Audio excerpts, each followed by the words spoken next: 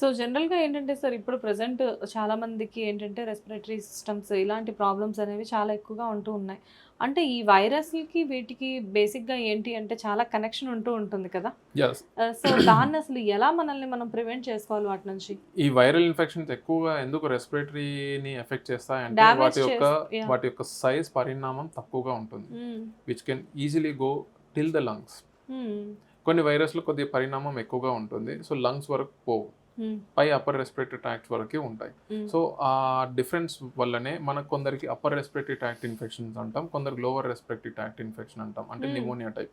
Okay. చాలా వరకు upper respiratory tract infection అంటే ఫీవరు, గొంతు నొప్పి, సోర్ థ్రోట్, మింగడంలో ఇబ్బంది, నొప్పి, ఇచ్చింగ్, దగ్గు, తెమడ ఇలా ఉంటూ ఉంటాయి. హ్మ్. లోవర్ రెస్పిరేటరీ ట్రాక్ట్ ఇన్ఫెక్షన్ అనుకోండి ఫీవర్ యొక్క తీవ్రత, చెస్ట్ పెయిన్, స్ఫూటం రావడం ఎక్కువగా, హ్మ్. ఆయాసపడడం ఇవన్నీ కొద్దిగా సివియర్‌గా ఉంటాయి. హ్మ్. సో, ఏదైనా లోవర్ రెస్పిరేటరీ కానివ్వని, అప్పర్ రెస్పిరేటరీ కానివ్వని వైరల్ ఇన్ఫెక్షన్స్‌లో మనం సింప్టమాటిక్ ట్రీట్మెంట్ ఇస్తూనే హ్మ్. కొన్ని సందర్భాల్లో మనం యాంటీబయోటిక్స్ కూడా ఇస్తాం. ఎందుకంటే సెకండరీ ఇన్ఫెక్షన్స్ వస్తాయి. హ్మ్.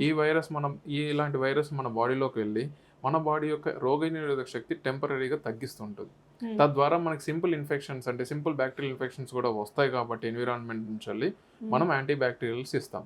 హ్మ్. అండ్ ఇంకా రిక్వైర్మెంట్ పెరిగిందంటే సపోజ్ ఆయాసం వచ్చిందనుకోండి, ఆక్సిజనేషన్ అవసరం అవుతుందనుకో ఆక్సిజన్ పెట్టడము, లేదంటే బీపీ తక్కువ ఉంటే సలైన్ ఇవ్వడం ఇలాంటివి జరుగుతూ ఉంటుంది. హ్మ్. ఈ కాలంలో వైరల్ ఇన్ఫెక్షన్స్‌తో పాటు బ్యాక్టీరియల్ ఇన్ఫెక్షన్స్ కూడా మాన్సూన్‌తో వస్తున్నాయి.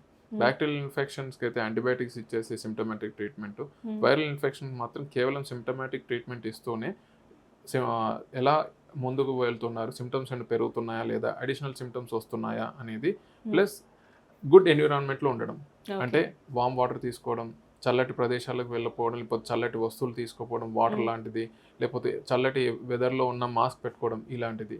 ఎస్పెషల్లీ కామన్ ఏరియాస్‌కి వెళ్ళినప్పుడు.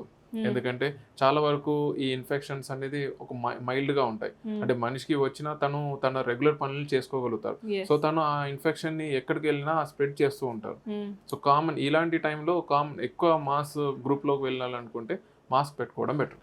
చాలా వరకు మీరు మాకెలా చెప్పారు అంటే, ఈ టైంలో చాలా కేర్‌ఫుల్‌గా ఉండాలి అని చెప్పారు. కానీ యెస్. ఇప్పుడు చూస్తే టూరిస్ట్ స్పాట్స్ అన్నీ కూడా బిజీగా ఉండే టైం ఇది. Because yeah! Weather once change అయింది అంటే, హైదరాబాద్ సరౌండింగ్స్‌లో కొన్ని ప్లేసెస్‌కి వెళ్తూ ఉంటారు. బయట ప్లేసెస్‌కి వెళ్తూ ఉంటారు. వెళ్ళిన దగ్గర నుంచి అక్కడ స్పైసీగా, హాట్‌గా ఏది కనబడితే అది తినేసేస్తూ ఉంటారు. వన్స్ వెదర్ చేంజ్ అయింది అంటే హెల్త్ ఇష్యూస్ వస్తూనే ఉంటాయి. అట్ ది సేమ్ టైమ్ పాపులేషన్‌లో చేంజెస్ కూడా చాలా వస్తూ ఉంటాయి. యెస్. అయితే మీరన్నట్టు ఈ టూరిస్ట్ స్పాట్స్‌లో గాని, ఫుడ్ హ్యాబిట్స్‌లో గాని, ఈ యాహ్! టైంలో అంతగా ఆలోచించే బదులు ముందు నుంచే లైఫ్ స్టైల్ చాలా బెటర్‌గా పెట్టుకుంటే సరిపోతుంది. ఓకే. సో, ఎప్పుడైనా కానీ ఇలాంటివి ఏదైనా ప్లాన్ చేసుకోవాలి అనుకున్నప్పుడు బిగినింగ్ నుంచే మనం కరెక్ట్‌గా ఉన్నామనుకోండి, మన బాడీ ఏదైనా గాని తట్టుకునే శక్తి ఉంటుంది అలా అని అంటారా? టూర్‌కెళ్తున్నాను 1 మంత్ నుంచి డైట్ చేసి నేను ఇమ్యూనిటీ పెంచుకుంటానని కాదు. అసలు so, long term process. Yes. Yes. So, మన లైఫ్ స్టైల్‌ని మంచిగా పెట్టుకుంటే హ్మ్. టూ టూర్స్‌కి వెళ్ళొచ్చు. టూర్‌లో గూడా మనం ప్రివెన్షన్ పెట్టుకోవాలి. అంతేగాని ర్యాపిడ్‌గా నాకు ఇమ్యూనిటీ బాగుంది, నేను చాలా శక్తివంతుడిని అనేది కాదు. యెస్. ఎవరికైనా ఇన్ఫెక్షన్ రావచ్చు. హ్మ్. వీలైనంత వరకు ప్రివెన్షన్ అంటే ఎక్కడెక్కడ మనం ప్రివెంట్ చేసుకోగలుగుతాం.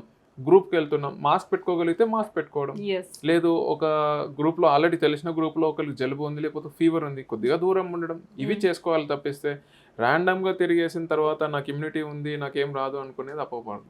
ఎందుకంటే ఎప్పుడు ఇన్ఫెక్షన్ వస్తుందో తెలీదు. ఎలాంటి ఇన్ఫెక్షన్ అయినా ఎవరికి ఎలాంటి సివియారిటీ తీసుకొస్తుందనేది కూడా తెలీదు.